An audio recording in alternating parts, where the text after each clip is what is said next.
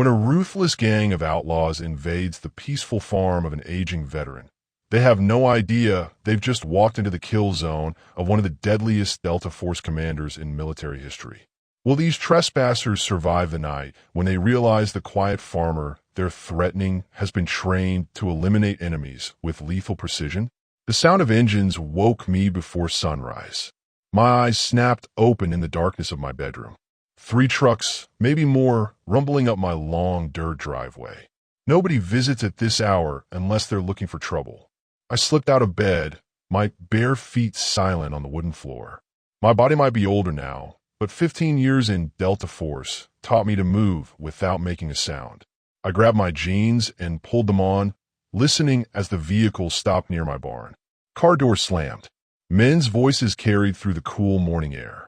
I counted 6, maybe 7 different voices. None of them belonged to anyone I knew. My farmhouse sat on 80 acres of land I'd bought after leaving the military. A quiet place where I could put the war behind me. Or at least that's what I told myself. The truth was I never truly left combat behind. I just brought it home with me. I moved to the window and peered through the curtains. The sun hadn't risen yet, but the first pale light revealed 3 pickup trucks and a larger vehicle that looked like a panel van. 7 men gathered in my yard, passing around what looked like a hand-drawn map of my property. This wasn't a random stop. They'd come here on purpose. I reached under my bed and pulled out my go bag, always packed, always ready. Old habits die hard. Inside was a secure phone, a first aid kit, and my service pistol. I checked the magazine and chambered around, the familiar action bringing a strange comfort. My dogs, Zeus and Apollo, German shepherds I trained myself, waited silently at the bedroom door. They'd been trained not to bark unless I gave the command. Their ears were perked, bodies tense. They sensed a danger too. I whispered, "Guard," and they immediately took positions on either side of the door. Another military habit: always have a backup plan. From downstairs came the sound of breaking glass. They weren't even trying to be quiet.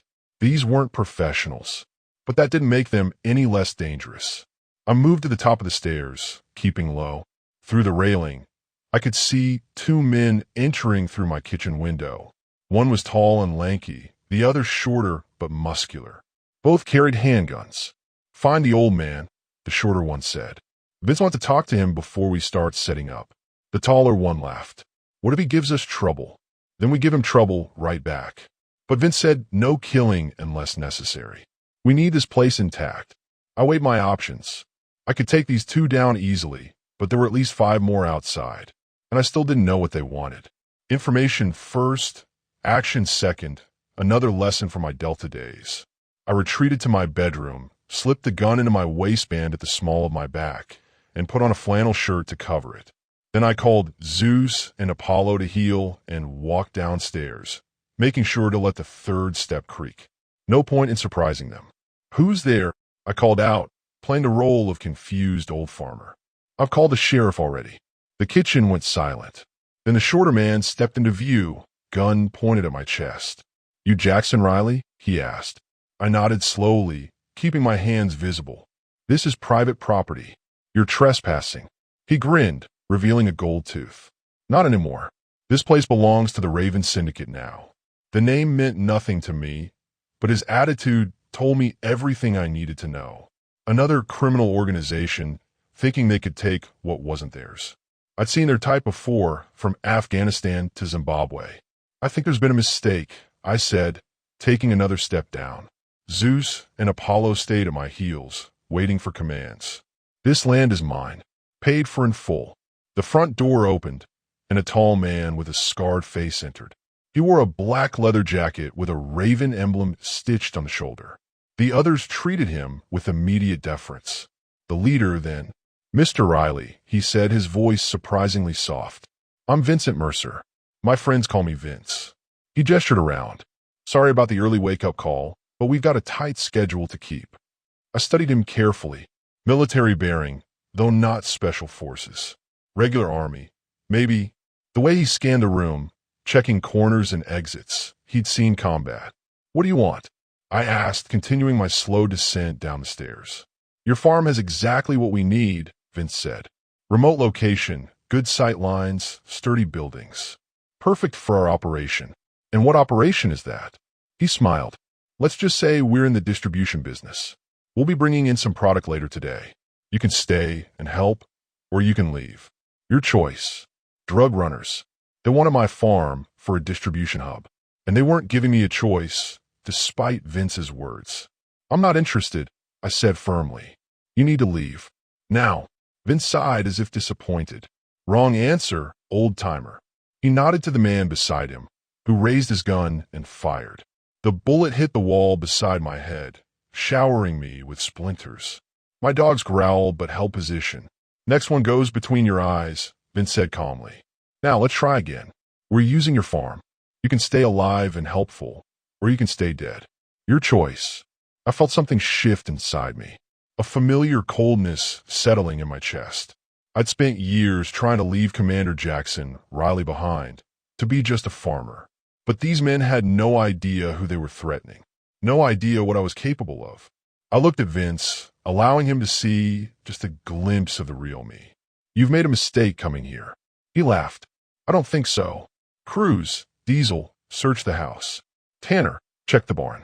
The rest of you, start unloading the equipment.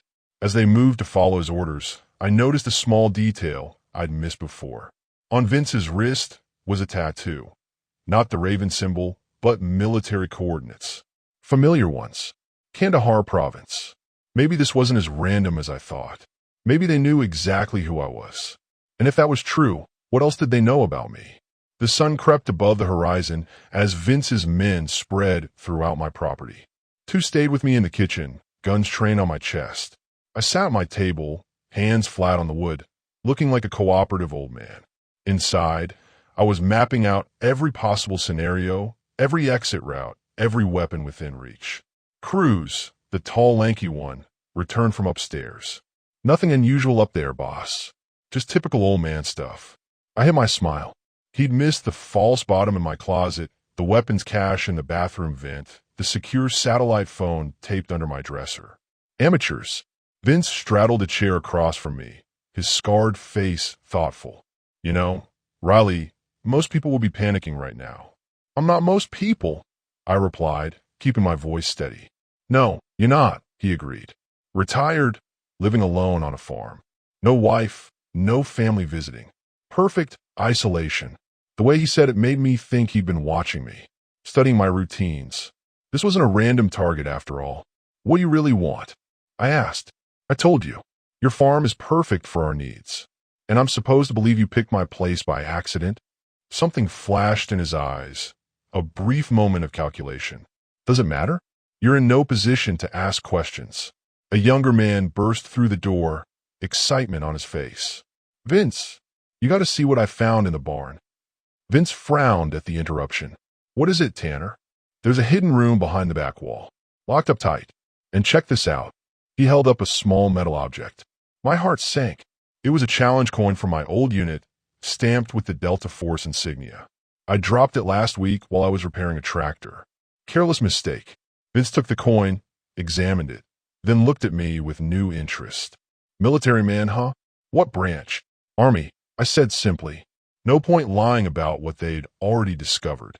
Rank, just a sergeant. Nothing special. Vince tossed the coin onto the table. Funny, I've never seen just a sergeant with a Delta Force coin. I shrugged. Found it at a pawn shop. Thought it looked cool. Vince didn't believe me.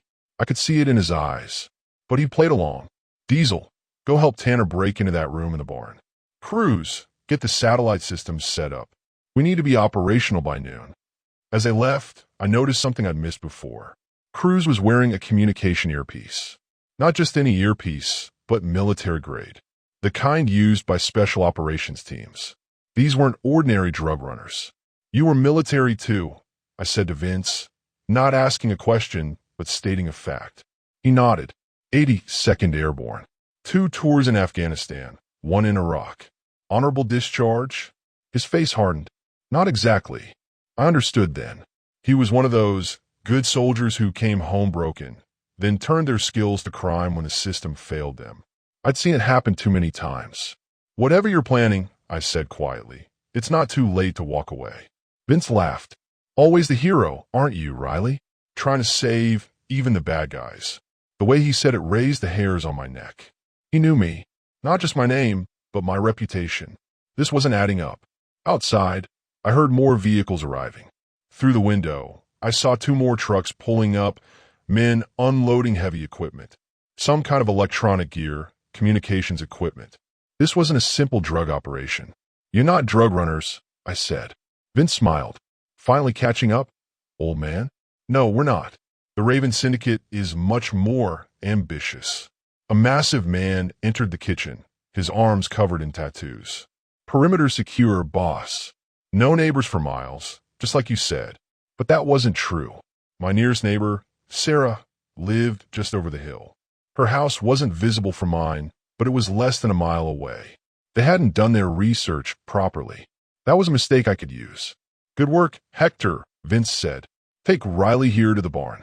Let's see what he knows about that hidden room. Hector yanked me to my feet. I let him manhandle me, playing the cooperative prisoner. My dogs growled, but stayed in place as I trained them. Call off your mutts, Hector growled, pressing a gun to my head. I whistled once, and Zeus and Apollo retreated to their corner beds. They'd stay there until I called them. Another advantage these men didn't know about. As Hector pushed me toward the door, I glanced at my kitchen counter. The third cabinet from the left had a false bottom. Inside was a panic button that would alert my old team, men who'd promised to come running if I ever needed them. Men who lived less than 30 minutes away. I needed to get back to that button. Outside, the farm was transforming. Men were setting up satellite equipment, surveillance cameras, weapon caches. This was a military operation, not a criminal one. Impressive setup, I said as Hector marched me toward the barn. What's the mission? He grunted, shoving me forward. Shut up and walk. In the barn, Tanner and Diesel were trying to break into my hidden room. They'd found the door but couldn't get past the lock, a reinforced steel door that would take more than brute force to open. Your boyfriend's here, Tanner joked as we entered. Diesel turned, wiping sweat from his brow. We can't get in, boss. It's some kind of military-grade lock. Vince had followed us in. He pulled out a pistol and pointed it at my knee. Open it. I looked at the door, then back at him. I can't. Lost the key years ago. The lie came easily. The key was actually on a chain around my neck, hidden under my shirt. But what they didn't know was that the room wasn't just a storage space. It was a panic room, and inside was enough firepower to take down everyone on my property. I don't believe you, Vince said, his finger tightening on the trigger. Believe what you want, I replied. But shooting me won't open that door. Vince stared at me for a long moment, then lowered his gun. Fine. Diesel, get the explosives. We'll blow it open. My heart raced. If they used explosives, they might damage the weapons inside. But more importantly, they'd reveal my biggest secret. That Jackson Riley wasn't just any Delta Force operator. I was the commander of the most decorated unit in recent history. A unit that had made powerful enemies. Enemies like the Raven Syndicate. Suddenly, it all made sense. The way Vince talked, the military precision of this operation. This wasn't about using my farm. This was about me. You knew who I was all along, I said quietly, so only Vince could hear. This isn't about my farm. It's about what happened in Kandahar. Vince's eyes narrowed. Maybe you're not as slow as you look, Commander Riley. The use of my rank confirmed it. This was personal, and now I knew just how dangerous my situation really was. What happened in Kandahar was classified. Only a handful of people knew the truth. If Vince knew about it, then this wasn't just a criminal operation. It was revenge. The explosion rocked the barn, sending dust and splinters flying everywhere. My ears rang as smoke filled the air. I'd braced for it, but Vince and his men hadn't expected the force of the blast. They were thrown off balance, coughing and cursing. Through the haze, I could see my hidden room was now exposed. The steel door hung from one hinge, revealing what was inside. But it wasn't weapons they saw. It was photographs. Hundreds of them, covering the walls. My old team. The missions. The faces of men who'd trusted me with their lives. What the hell? Diesel muttered, stepping forward to look. I used their confusion, twisting free from Hector's grip and driving my elbow into his stomach. He doubled over, and I grabbed his gun, but before I could use it, Vince had his weapon pointed at my head. Don't, he warned. You're outnumbered and outgunned. I froze, weighing my options. 6 armed men. No clear exit. My dogs were still in the house. I lowered the gun slowly. Smart move, Vince said, nodding to Tanner, who wrenched the weapon from my hand. Seems you haven't lost all your tactical sense, Commander. He emphasized my rank, making it clear he knew exactly who I was dealing with. But there was something in his eyes I couldn't quite read. Not just hatred, something deeper. You've gone to a lot of trouble to find me, I said, watching as Cruz and Diesel entered the hidden room. Why not just put a bullet in my head and be done with it? Vince smiled, but there was no warmth in it. Because that would be too easy, too quick. He stepped closer, his voice dropping. You don't even remember me, do you? I studied his face, the scar running from his right eye to his jaw, the cold blue eyes. Nothing familiar. Should I asked. His face hardened. Kandahar Province. Operation Midnight Shield. 5 years ago. The names hit me like a physical blow. Operation Midnight Shield had been one of my last missions. A hostage extraction gone wrong. We'd lost 3 good men that day. You weren't there, I said, certain of it. I knew every man on that operation. No, Vince agreed. But my brother was. He pulled out a worn photograph from his pocket and held it up. A young soldier in Army fatigues. Staff Sergeant James Mercer. One of the hostages we'd failed to save. James was undercover. Vince continued, his voice tight with controlled rage. Deep cover in the Taliban. 2 years of work. And then your team came crashing in, blew his cover sky high. He died because of your botched rescue mission. My mind raced back. The intelligence we'd received had said all the hostages were American aid workers. There'd been no mention of an undercover operative. We weren't told, I said quietly. If we had known, spare me, Vince cut me off. You Delta boys always think you're so special, so elite. But you're just men. Men who make mistakes. Deadly mistakes. From inside the hidden room, Cruz called out, Boss, you need to see this. Vince grabbed my arm and shoved me forward. Inside, Cruz was holding a stack of files. Classified operation reports I'd kept against regulations. Force of habit. What's this? Vince asked, taking the files. Mission reports, I admitted. No point lying about what was clearly labeled. Vince flipped through them until he found what he was looking for. Operation Midnight Shield. He scanned the pages, his expression darkening. According to this, you knew there might be an intelligence operative among the hostages, he said, his voice dangerously quiet. It's right here, a footnote from military intelligence. I grabbed the file from him, reading the section he pointed to. He was right. There was, buried in the preliminary intelligence, possibility of friendly asset among hostages. Identity unknown. Proceed with caution. I felt sick. I missed it. In my rush to save the aid workers, I'd overlooked a critical piece of information. James Mercer had died because of my mistake. I never saw this. I whispered, the weight of it crashing down on me. Convenient excuse, Vince sneered, snatching the file back. The great Commander Riley, too busy playing hero to read his own intelligence reports. He was right. It had been my responsibility. My failure. So that's what this is, I said, looking around at the men transforming my farm into a military operation. You're using my farm as a base for what? Killing me wouldn't be enough? Vince chuckled. Oh, you'll die, Commander. But first, you're going to help us. Help you do what? Before he could answer, Tanner burst into the room. Boss, we got company coming up the road. Looks like a woman in a pickup truck. Sarah, my neighbor. She sometimes brought fresh eggs over in the morning. Of all the days to be neighborly. Take care of it, Vince ordered. No witnesses. Wait, I said quickly. She's just a neighbor. She drops by sometimes. If she disappears, people will notice. Vince considered this. Fine, we'll use her. If Riley here doesn't cooperate, the woman dies. Simple enough. He turned to me, his expression cold. You're going to act normal. Tell her everything's fine. Send her away. One wrong word, one signal, and Diesel puts a bullet in her head. Understood. I nodded, my mind already calculating. Sarah was ex-military herself. Army intelligence. She'd recognized something was wrong. I just needed to give her the right signal. Vince and his men marched me back to the house. Through the window, I could see Sarah's old blue pickup coming up the drive. She was still a quarter mile out. Remember, Vince said, pressing a gun to my ribs beneath my jacket. One wrong move, and she dies. Then you die. Slowly. I nodded, my face blank. But inside, I was thinking of the hand signal Sarah and I had developed. A simple gesture that meant danger, call for help. A signal these men wouldn't recognize. Sarah's truck pulled up, and I saw her get out, a basket of eggs in her hands. Her dark hair was pulled back in its usual practical ponytail, her face open and friendly. She had no idea she was walking into a trap. "Morning, Jackson," she called, walking toward the porch. "Brought you some fresh eggs. My hens are laying overtime." I stepped onto the porch, feeling Vince close behind me. "Morning, Sarah. That's real kind of you." She reached the steps, then paused, her smile faltering.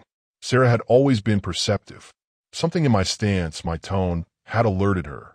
"Everything okay?" she asked, her eyes scanning past me to the men inside. "Just fine," I said, taking the basket from her. As our hands met, I gave a signal, 3 quick taps against her wrist. Her eyes widened slightly, but her smile never faltered. "Well, I can't stay," she said smoothly. "Got a million chores waiting. You enjoy those eggs now." She turned to go, moving with deliberate casualness. I watched her drive away, hoping she understood, hoping she'd make the call. "Good job," Vince said when she was gone. "Maybe you'll live through this after all." But as he spoke, I noticed something that turned my blood cold. On Sarah's dashboard had been a newspaper. Today's date clearly visible. May 16th, 2025. Exactly 5 years to the day since Operation Midnight Shield. Since James Mercer died. This wasn't just about revenge. Whatever Vince was planning, today was the day it would happen. And I was the key to his plan. I sat at my kitchen table, hands zip-tied to the chair arms, watching as Vince's men transformed my home into a command center. They'd set up computers, communications equipment, and weapons throughout the house. This was no simple revenge plot. This was something bigger. Vince stood by the window, talking quietly into his satellite phone. "Asset is secured." "Yes, exactly as planned. We'll be ready at 1500 hours. My military instincts were screaming. 1500 hours, 3 p.m. Something was happening then. Something that required my farm, my presence, and a small army of well-equipped men. Cruz approached, carrying a laptop. He sat in front of me, the screen showing a secure video call loading. "Boss wants you to talk to someone," he said, adjusting the screen. The call connected, and I found myself looking at a face I hadn't seen in years. Colonel Victor Hargrove, my former commanding officer. The man who'd sent my team on Operation Midnight Shield. "Hello, Jackson," Hargrove said, his voice exactly as I remembered it. "Cold. Calculating. You're looking well for a dead man." I kept my face expressionless. "What's going on, Colonel? You working with these criminals now?" Hargrove smiled thinly. "Criminal is such a subjective term. I prefer to think of us as freelance operatives. The private sector pays much better than the government." The pieces started falling into place. Hargrove had gone off the grid 3 years ago. Rumors had circulated about corruption, selling classified intelligence. I'd never believed them. Until now. So, the Raven Syndicate. I began. My organization, Hargrove confirmed. Built from the ground up with specially selected operatives. Men and women who understand that patriotism doesn't pay the bills. "And what do you want from me?" I asked, though I was beginning to suspect the answer. Hargrove leaned closer to the camera. "Access codes, Jackson, to Operation Blacklight." My blood ran cold. Operation Blacklight was the most classified program I'd ever been involved with. A network of sleeper agents embedded in hostile nations around the world. If those codes fell into the wrong hands, dozens of undercover operatives would be exposed. Many would die. Those codes expired when I retired. I lied smoothly. "They're useless now." Hargrove's smile widened. "We both know that's not true. Blacklight was designed to be compartmentalized. Each commander has permanent access to their cell of agents. Your codes are still active." We checked. I kept my face neutral, but inside my mind was racing.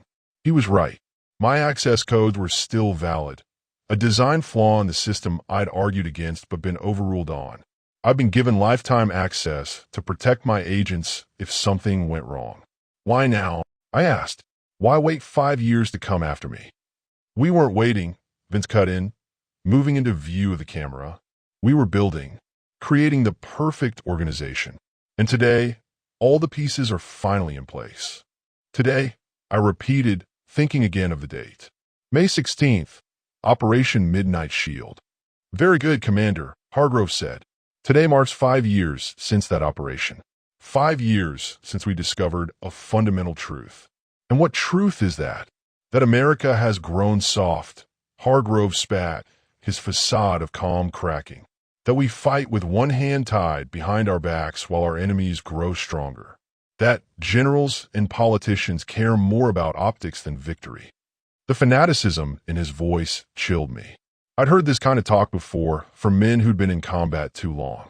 Men who started to think they knew better than the country they served. So what's your plan? I asked.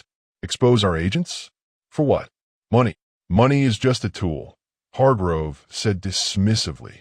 What we want is change. Real change. And sometimes you have to create chaos before you can build something better. A terror plot. That's what this was. Use my codes to expose undercover agents, creating an international crisis. In the chaos that followed, Hargrove and his Raven Syndicate would step in, offering solutions, taking power. You're insane, I said quietly. This will never work. It already is working, Hargrove replied. All we need are those codes, and you're going to give them to us. I stared back at him, my resolve hardening. Never. Hargrove sighed, as if disappointed. I thought you might say that. Vince, show him our insurance policy. Vince pulled out his phone and showed me a live video feed. My heart stopped. It was Sarah, my neighbor, bound and gagged in what looked like the back of a van. We picked her up half a mile from your farm, Vince said. Did you really think we wouldn't be watching? That little signal you gave her wasn't as subtle as you thought. I lunged forward, nearly toppling the chair despite my restraints. If you hurt her, that's entirely up to you. Hargrove interrupted. Give us the codes, and she walks away unharmed. Refuse, and Vince gets to practice his interrogation techniques. He learned from the best in Afghanistan. The trap was perfect. They'd used my history, my guilt over James Mercer, and now they were using Sarah.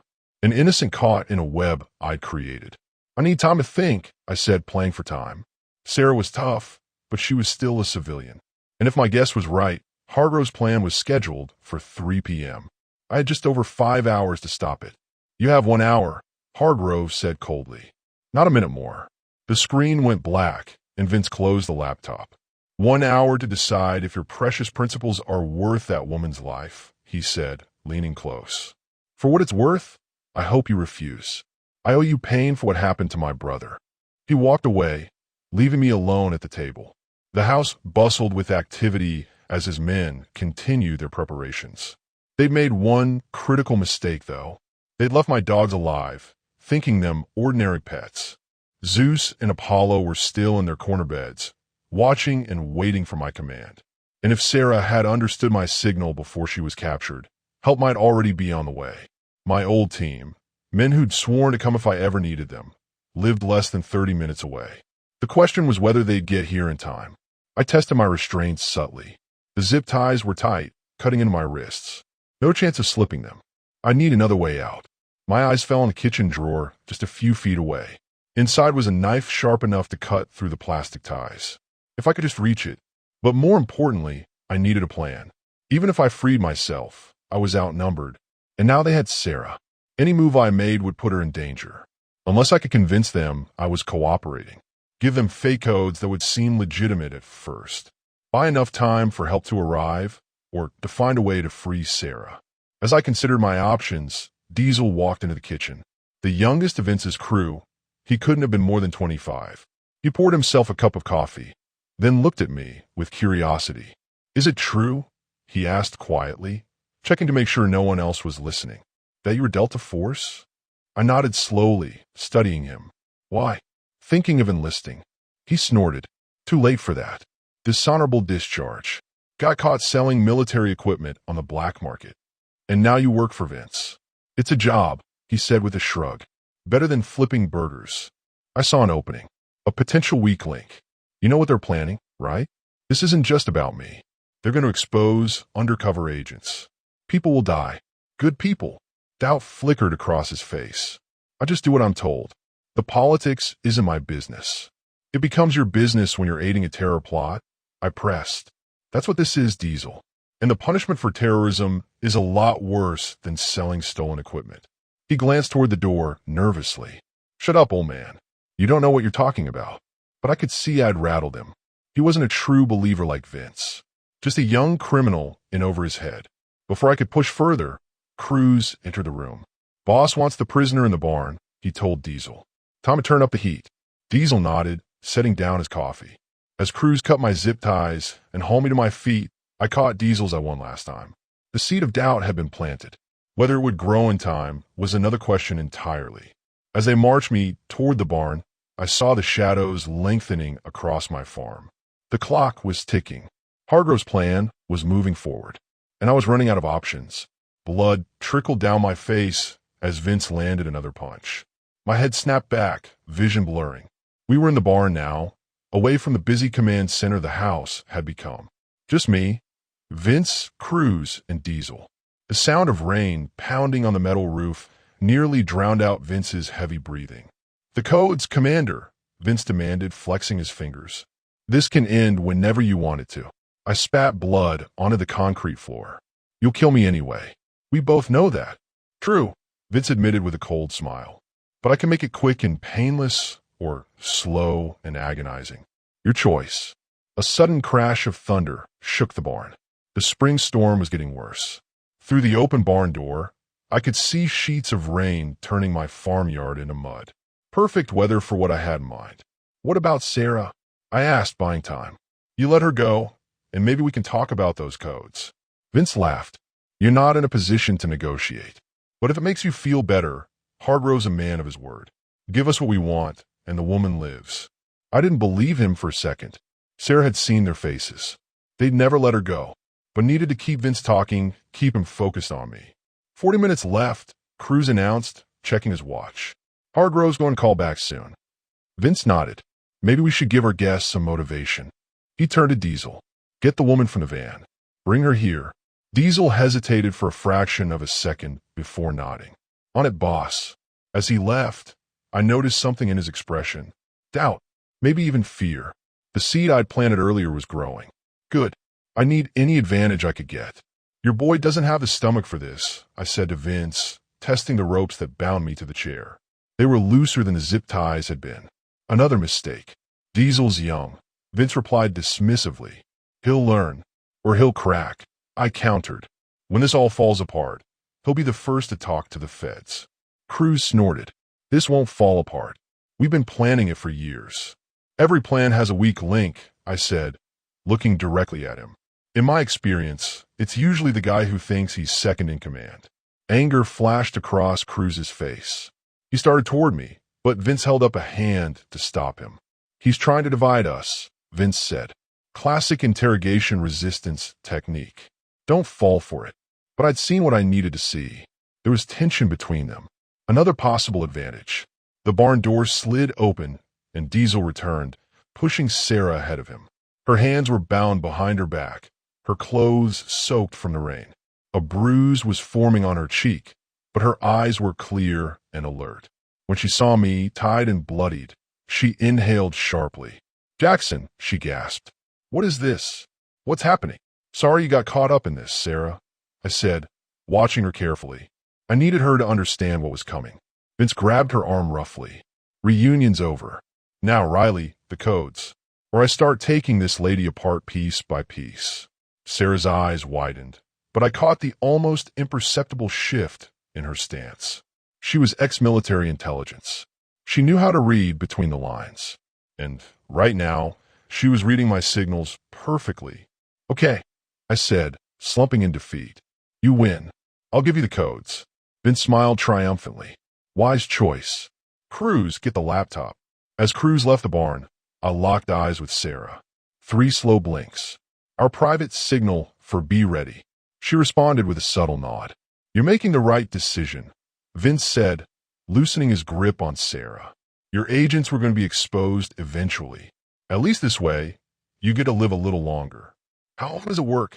Diesel asked, curiosity overcoming his caution. These codes, alphanumeric sequence, I explained, keeping my voice defeated. Entered into a specific terminal. Changes the status of deep cover operatives from active to compromised. Standard emergency protocol. Cruz returned with the laptop and set it up in front of me. There, he said, opening a secure browser window. Just like Hargrove said, enter the codes. I stare at the screen. It was exactly as I'd expected. A military secure access portal. Hargrove must have maintained his clearance somehow. Untie my hands, I said. I need to type. Cruz looked at Vince, who nodded. As Cruz bent to untie me, I caught a glimpse of movement outside the barn door. Just a shadow, but it was enough. My heart raced. Someone was out there. My prayers had been answered. My old team had come, but they didn't know about Sarah or the complex situation inside. I needed to warn them somehow, to let them know the barn was the priority target, not the house. As Cruz finished untying my hands, I rubbed my wrists, making a show of the pain. These codes are long, I said loudly. 40 character sequences. 8 of them. Will take a few minutes to enter correctly. Sarah's eyes narrowed slightly. She understood. I was stalling, giving whoever was outside time to understand the situation and organize. I placed my fingers on the keyboard and began typing slowly. Random characters, nothing that would actually work. But looked convincing. Hurry up, Vince snapped. We don't have all day. A flash of lightning illuminated the barn, followed immediately by a deafening crash of thunder. The lights flickered, then went out completely. In that instant of darkness, I moved. I flipped the table, sending the laptop crashing into Vince. I heard Sarah drop to the ground, just as we trained for situations like this. Zeus! Apollo! Attack! I shouted at the top of my lungs, hoping my dogs were close enough to hear through the storm. Gunfire erupted outside. My team was making their move. But inside the dark barn, I was fighting for my life. I tackled Cruz as he reached for his weapon, driving him into the ground. We grappled in the darkness, each fighting for control. He was younger, stronger, but I had decades of hand-to-hand combat experience. I knew exactly where to strike. One sharp blow to his throat, and he went limp beneath me. I grabbed his gun just as the emergency lights kicked on, casting an eerie red glow throughout the barn. Vince was on his feet, gun aimed at Sarah's head. Diesel stood frozen by the door, his own weapon drawn, but pointing at the floor. Drop it, Riley, Vince shouted over the storm. Or she dies right now. Outside, the gunfire was intensifying. My team was engaging Vince's men around the house. But in here, we were a stalemate. It's over, Vince, I said, keeping Cruz's gun trained on him. That's Delta Force out there. Your men don't stand chance. For the first time, I saw fear in Vince's eyes, but it quickly hardened into resolve. Then we all die here, starting with her. His finger tightened on the trigger. In that split second, something unexpected happened. Diesel raised his gun and fired. Not at me, but at Vince. The bullet caught Vince in the shoulder, spinning him around. His shot went wild, hitting the wall instead of Sarah. I didn't waste the opportunity. I fired twice, center mass. Vince fell backwards, eyes wide with shock. I turned to Diesel, who stood with his gun, now hanging limply at his side. I didn't sign up for terrorism, he said quietly. Or killing women. Before I could respond, the barn door burst open. 2 men in tactical gear rushed in, weapons raised. I recognized them immediately. Martinez and Jackson from my old Delta team. Commander, Martinez shouted, taking in the scene.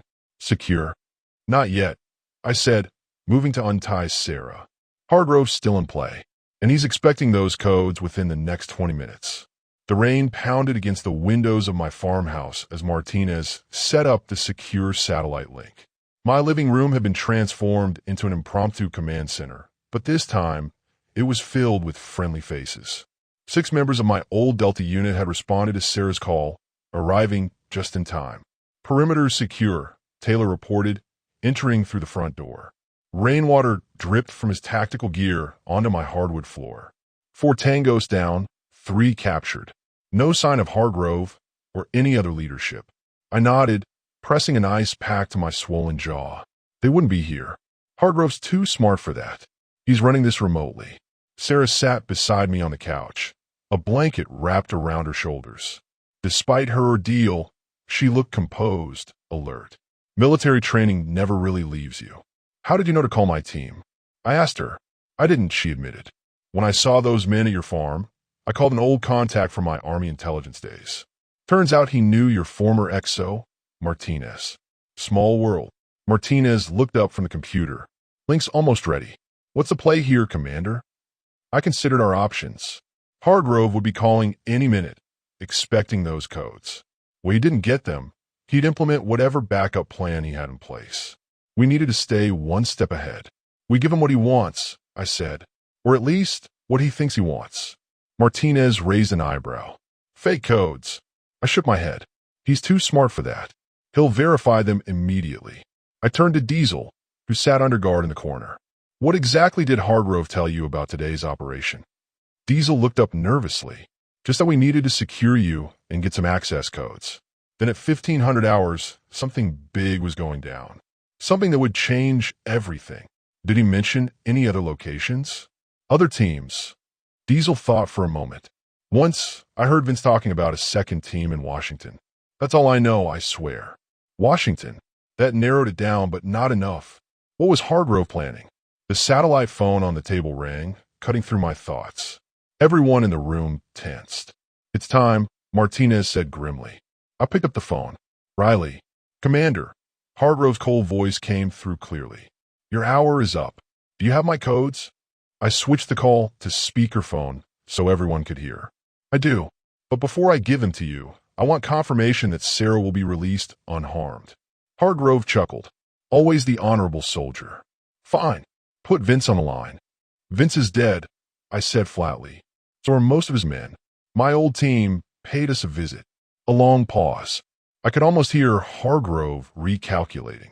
Unfortunate, he finally said, but not unexpected. Vince's vendetta made him sloppy. But it doesn't change your situation, Jackson. You will still give me those codes, or other innocent people will die. What people? I demanded. What are you planning, Victor? Insurance policies, Hargrove replied cryptically. Contingencies. I've learned from my military career to always have multiple angles of attack. You have 5 minutes to transmit those codes, or blood will be on your hands. The line went dead. I looked around at my team, all watching me intently. He's bluffing, Taylor suggested. Martinez shook his head. No, that's not Hargrove's style. If he says he has contingencies, he does. Washington, I murmured, thinking aloud. Today's date. 5 years since Operation Midnight Shield. I stood up suddenly. The memorial service. Sarah looked confused. What memorial service? 5 years ago today, we lost 3 men in Operation Midnight Shield. I explained, pacing despite my injuries. Every year, there's a memorial service at Arlington. For the families. Martinez's eyes widened in understanding. And today's the 5-year anniversary. It will be bigger, special, with high-ranking officials present, I continued. Maybe even the Secretary of Defense. The perfect target for a man who thinks America has gone soft on its enemies. I turned to Sarah. Your intelligence contacts. Can you get us information on security for today's events at Arlington? She was already reaching for her phone. On it, the satellite phone rang again. I answered immediately. For minutes, Commander, Hargrove said without preamble. I need proof that your contingencies are real, I countered. Or no codes. A pause. Check your email. Martinez typed rapidly on the laptop. Got it. Video file. He opened it, and we all crowded around to see. The footage showed a crowded memorial service at Arlington National Cemetery. The angle suggested a hidden camera. In the frame were several high-ranking military officials, family members of fallen soldiers, and, at the podium, the Secretary of Defense. The camera then panned down to show a device hidden beneath a seat. A bomb. Oh my God, Sarah whispered. 3 minutes, Commander, Hargrove said coldly. The codes, or that bomb detonates. My mind raced. If I gave him the real codes, dozens of undercover operatives would be compromised. Many would die. If I refused, everyone at that memorial service would die, including families of my fallen comrades. I need to verify this is live footage, I said, stalling. Show me something that proves this is happening right now. Always the suspicious one, Hargrove sighed. Very well. A moment later, another video came through. Same location, but now the camera zoomed in on a newspaper being held by an attendee. Today's date clearly visible. 2 minutes, Hargrove reminded me. I muted the phone and turned to my team. Options. Give him fake codes, Taylor suggested again. He'll know immediately, Martinez countered. And detonate the bomb. My contact says security at Arlington is already on high alert, Sarah reported, covering her phone. There was a threat called in this morning. They're doing sweeps, but the service is still proceeding. 1 minute, Commander. Hargrove's voice came through the speaker. I unmuted the phone. I'm sending the codes now, I said, nodding to Martinez to type what I dictated. Alpha Tango 947 Zulu. I recited a sequence of characters from memory. Not the real blacklight codes, but something that would look legitimate to Hargrove systems. A trace program embedded in the military security protocols. It would give us Hargrove's location within minutes. Codes received, Hargrove confirmed. Now we'll see if you played fair, Commander. The bomb, I reminded him. Disarm it. Now. Patience, Hargrove replied smoothly. First, we verify your codes. My heart pounded as we waited. If Hargrove saw through my deception too quickly, everyone at that service would die. If the trace program worked as designed, we'd have a chance to stop him before he realized the codes were fake. Interesting, Hargrove finally said. The system is accepting your input. Preliminary validation looks good. I exhaled slowly, careful not to show relief. The trace program was working. Now about that bomb, I pressed. A man of honor after all, Hargrove said, almost sounding impressed. Very well. Another video feed appeared on the laptop. The same hidden camera, but now showing someone, presumably one of Hargrove's men, discreetly removing the device from under the seat. Satisfied? Hargrove asked. Not until everyone at that service is safe, I replied firmly. They will be. I'm not a monster, Jackson. Just a realist. Sometimes hard choices must be made for the greater good. Martinez caught my attention, holding up the laptop screen so only I could see it. A message from Military Cyber Command. Trace successful. Location identified. Strike team dispatched. I allowed myself a small smile. You know what your problem is, Victor? You always underestimated my team. What are you talking about? Hargrove's voice held the first hint of uncertainty. Those codes I gave you, they're a trace program. Special forces are probably kicking in your door right about now. A long silence. Then, you're bluffing. Am I? You taught me yourself. Always have a contingency plan. The sound of distant shouting came through the phone, followed by what could only be gunfire. This isn't over, Jackson, Hargrove hissed. Those agents of yours? They're still compromised. I sent the kill orders before you even called. My blood ran cold. You're lying. Am I? Check your secure networks. The damage is already done. The line went dead. I looked up at Martinez, who was already accessing the blacklight system through his secure terminal. He's bluffing, Martinez said after a moment. System shows all agents still secure. Relief washed over me. Give me General Hadley at command. We need to make sure that bomb at Arlington is really disarmed. As Martinez made the call, I sank onto the couch, the adrenaline finally wearing off. Sarah put a hand on my shoulder. It's over, she asked quietly. I thought about Hargrove, about Vince and his brother James, about all the threads that had led to this day. Not entirely, I said honestly.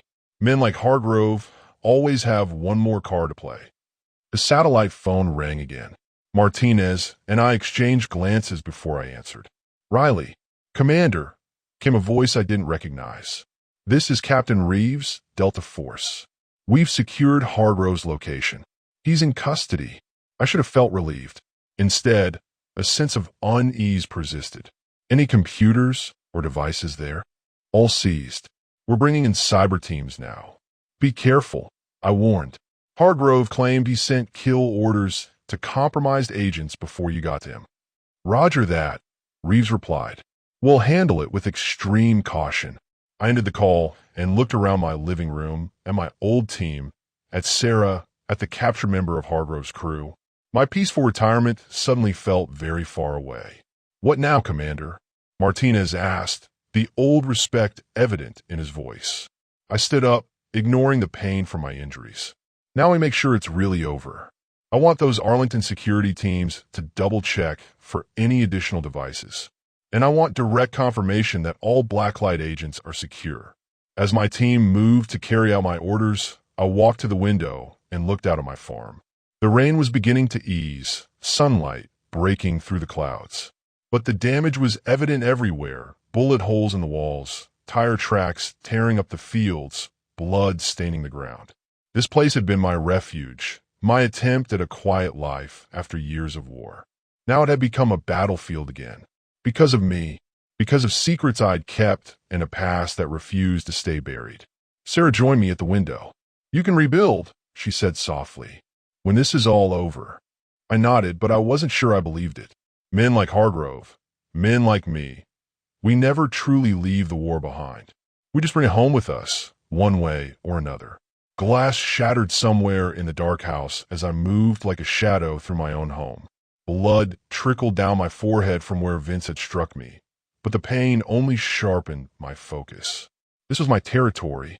Every loose floorboard, every corner, every hiding spot, I knew them all. "Find him." Vince's voice boomed from the living room. How hard can it be to catch one old man? I crouched in the hallway closet, listening to their heavy footsteps. My fingers found the hidden switch behind the coats. With a soft click, the back panel slid open, revealing a narrow passage I'd built between the walls. Most people thought my renovation hobby was just to keep busy after the war. They were wrong. "Diesel, check upstairs," Vince ordered. "Mac, take the kitchen. Cruz is still down in that hole. Someone get a light and check if he's alive." I slipped into the passage and pulled the panel shut just as Diesel walked past. Through tiny holes I drilled in the walls, I could see parts of each room. Diesel stomped up the stairs, guns swinging wildly. Poor training. No discipline. These weren't soldiers, just bullies with weapons. In my bedroom, I watched Diesel kick open the door and point his gun under the bed. He stepped into the middle of the room, right onto the pressure plate I'd installed beneath the carpet. Sleeping gas hissed from vents in the ceiling, a non-lethal mixture I'd saved from my military days. Diesel coughed, spun around confused, then dropped to the floor. "One down." "Diesel," Matt called from downstairs. "You find anything?" When no answer came, he cursed. "Tanner, go check on Diesel." Perfect. They were separating themselves. I moved through the passage to the kitchen section. Through the peephole, I saw Mac rifling through my drawers, pocketing anything that looked valuable. He yanked open the refrigerator, grabbing a beer like he owned the place. I slid open another hidden panel, this one leading behind the pantry door. As Mac popped the beer cap and took a long drink, I emerged silently behind him. One quick move, arm around his neck, pressure on the carotid artery, and he went limp in seconds. I caught him before he hit the ground and made a noise. "Two down." Upstairs, I heard Tanner calling for Diesel. "Dude, quit messing around." "Where are you?" I dragged Mac to the basement door, zip-tied his hands and feet, and gagged him with a kitchen towel. The storm outside grew stronger, rain now hammering against the windows, wind howling through the trees. Thunder crashed, masking the sound of my movements. "Vince!" Tanner yelled, panic edging into his voice. "Something's wrong up here. Diesel's out cold, and I can't wake him." "What are you talking about?" Vince shouted back. I moved to the living room peephole. Vince stood by the fireplace, his scarred face illuminated by the flashlight he held. The power was still out, my doing. The fifth outlaw, a man they called Rooster, nervously paced by the window, jumping at every lightning flash. "I'm telling you, man," Tanner called from upstairs. "Something weird is going on." "Get down here, both of you," Vince ordered. "Bring Diesel." I watched as Tanner struggled to drag Diesel's unconscious body down the stairs. This was my chance. I moved quickly through the passage to the entry hall, where another hidden door led to a small space under the staircase. As Tanner reached the bottom step, I triggered the mechanism I'd installed. The stair beneath him dropped 6 inches, not enough to create a hole, but enough to make him stumble. As he fell forward, still holding Diesel, I burst from my hiding place.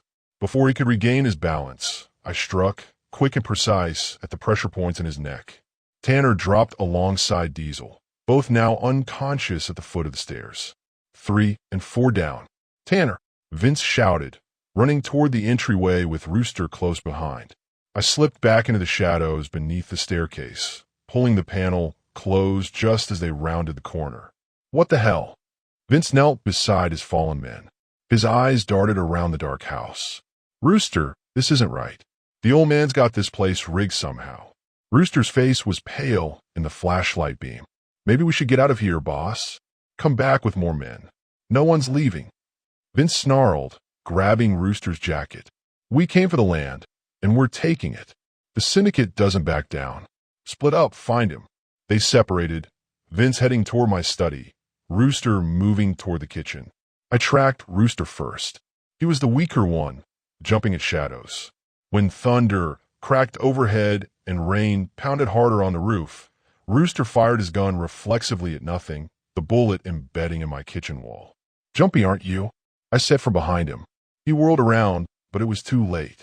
One quick strike to his solar plexus doubled him over, unable to breathe. A second hit to the back of his neck, and he joined his friends in unconsciousness. 5 down. Only Vince remained. I found him in my study, rifling through my desk drawers. The beam of his flashlight passed over military commendations on the wall, newspaper clippings of classified missions that somehow made the press, and finally settled on a photograph of my old unit. I know you're in here, Vince called out, his voice steadier than I expected. You've got skills, old man. I'll give you that. I stood in the doorway. You were soldiers once, I said, startling him. He spun around, gun aimed at my chest. Mercenaries now, he replied with a grim smile. Not so different from you. His words hit harder than expected. We are nothing alike, I insisted. You prey on the innocent. And what did you do in all those countries, Commander? His finger tightened on the trigger. You think those people saw any difference between your uniform and my gang colors? For a moment, old doubts resurfaced. Faces of civilians caught in crossfire, villages emptied by our operations, children who grew up knowing only war. Then I heard vehicles approaching in the distance, distinctive engine, sounds I would recognize anywhere. My team's coming, I said quietly. Your operation is over. Your team. Vince laughed. You're alone, old man. No one's coming to save you. I smiled for the first time that night. I was never alone. Lightning flashed, illuminating the room and the subtle red that now danced on Vince's chest. His eyes widened as he realized a sniper scope was trained on him from outside. Ow! My neighbor Sarah, I explained. She called them hours ago. I've been keeping you busy until they arrived. Vince lunged forward in desperation, but I was ready. 20 years of combat flooded back into my muscles. I sidestepped his attack, grabbed his gun arm, and in one fluid motion, disarmed him and pinned him to the floor. As headlights swept across the windows and car doors slammed outside, Vince struggled beneath my knee. You're dead, Riley, he growled. The syndicate will burn this place to the ground. I leaned closer. Then I'll have to make sure there's no syndicate left. Sunlight broke through the clouds as the last police car pulled away from my driveway. The storm had passed, leaving behind puddles that reflected the blue and red emergency lights. I sat on my porch steps, the wooden boards creaking beneath me, my body feeling every one of my 53 years. 6 outlaw gang members were now in custody, but their threats still echoed in my ears. Still drinking that same awful coffee, Commander? I looked up to see Martinez crossing my muddy yard. My former second-in-command hadn't changed much in the 3 years since I retired. Still built like a tank, still sporting that ridiculous mustache. Behind him, 4 other members of my old Delta Force unit secured the perimeter of my property, checking for any outlaws we might have missed. It's grown on me, I replied, holding on my mug. My hand trembled slightly, the adrenaline crash hitting me hard. Martinez sat beside me, pulling out a flask and pouring something stronger into my coffee. Doctor's orders, he said with a grin. I took a sip and winced. How fast did you drive to get here? Broke several laws. Martinez shrugged. Sarah called us right after she saw them break in. We were at Jenkins' wedding in Oak Ridge, about 2 hours away. Would have been here sooner, but the storm washed out the bridge on County Road 16. I nodded toward the men checking my property. Pulled them from the reception too. They volunteered. Nobody messes with our commander. We sat in silence for a moment, watching the sun climb higher. Parts of my fence were broken where the outlaws' trucks had crashed through. The front door hung from one hinge. At least 3 windows were shattered. They're not going to stop, I said quietly. The Raven Syndicate doesn't forgive. Martinez nodded solemnly. Then we'll be ready. I stared across my damaged farm. The fields I'd carefully tended for 3 years were now rutted with tire tracks. The barn door had been kicked in. Even my scarecrow stood at an odd angle, as if it had tried to fight back and lost. I thought I left all this behind. I said, more to myself than to Martinez. Thought I could just be a farmer. Some men aren't built for peace, Commander. I glanced sharply at him. Everyone's built for peace. Some of us just never get the chance to find out. Officer Taylor, a young local cop who'd responded to Sarah's 911 call, approached with his notebook open. Mr. Riley, we've got statements from everyone except you. When you're ready, I need to know exactly what happened here. I exchanged looks with Martinez. The official report would need to omit certain details, the hidden passages, the traps, the military-grade sleeping gas. Some things were better left unexplained. They broke in. I defended myself. I said simply. Taylor frowned. And somehow subdued 6 armed men by yourself? I got lucky, I replied. Luck had nothing to do with it, Martinez muttered. Taylor looked like he wanted to ask more questions, but an older officer called him away. We'll need a more detailed statement later, Mr. Riley, Taylor said before leaving. Sarah appeared at my gate, carrying a basket covered with a checkered cloth. Her young son, Tommy, trailed behind her, eyes wide as he took in the police cars and strange men with military posture. I brought breakfast, Sarah announced, climbing the porch steps. Figured you boys might be hungry. Martinez stood immediately, taking the basket from her with exaggerated gratitude. I couldn't help but notice the way his eyes lingered on her face. Something's never changed. You saved my life, Sarah, I told her as she sat beside me. Thank you. She shook her head. I just made a phone call. You're the one who fought off a gang of outlaws. Tommy, 8 years old and fearless, sidled up to me. Did you really fight bad guys, Mr. Riley? I ruffled his hair. Sometimes the stories grown-ups tell get bigger than what really happened. But Mom said you were a hero soldier before you moved here, Tommy insisted. She said you got medals and everything. I caught Sarah's eye, and she blushed slightly. Tommy, why don't you go see if that nice officer wants a muffin, she suggested. The boy ran off happily on his mission. Been telling stories about me? I asked. Just the ones everyone knows, she replied. The newspaper articles, the ceremony when you got the Medal of Honor. This community's proud to have you, Jack, even if you do prefer to be left alone. Before I could respond, a black SUV pulled into my driveway. The man who stepped out wore a suit that screamed federal government. Here we go, Martinez mumbled, stepping protectively closer to Sarah and me. The man approached, flashing a badge. Agent Dawson, FBI. We've been tracking the Raven Syndicate for months. Seems like you stirred up quite a hornet's nest, Commander Riley. Just defending my home, I said cautiously. Well, your defense just handed us 6 members of one of the most dangerous criminal organizations in the country. Agent Dawson surveyed my damaged property. But I'm afraid you've also made yourself their #1 target. My stomach tightened. Not for my own safety, but for Sarah's, for Tommy's, for everyone else in this small community I'd grown to care about. The men you captured have already started talking, Dawson continued. Seems they weren't just here to intimidate a local farmer. They were setting up a major distribution hub for their operation. Your land is perfectly positioned, remote enough for privacy, but close to state lines for quick transport. Martinez tensed beside me. What are you suggesting? Dawson straightened his tie. We've been trying to infiltrate the syndicate for years without success. Now we have a unique opportunity. I already knew what was coming. You want to use my farm as bait. I want to use you as an asset, Dawson corrected. Your background makes you uniquely qualified. And frankly, whether you help us or not, they're coming back for revenge. The question is whether you'll face them alone or with the full resources of the federal government behind you. Sarah grabbed my hand. Jack, you don't have to do this. You've done enough. I looked at my farm, the home I'd built hoping to find peace. Then at Sarah, at Tommy playing nearby, and my old team standing ready as always. If I help you, I said slowly to Dawson, I have conditions. My team is involved. The local community stays safe. Dawson nodded. We can work with that.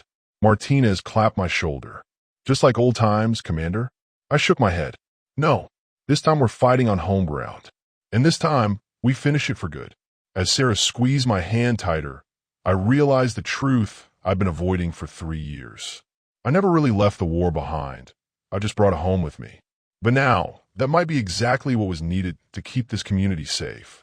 I stood up, feeling the familiar weight of responsibility settle on my shoulders once more. My peaceful retirement would have to wait, but this time I wasn't fighting for some distant political objective. I was fighting for a home worth protecting. Let's get started, I told Dawson. The syndicate thinks they know who I am. It's time to show them they have no idea.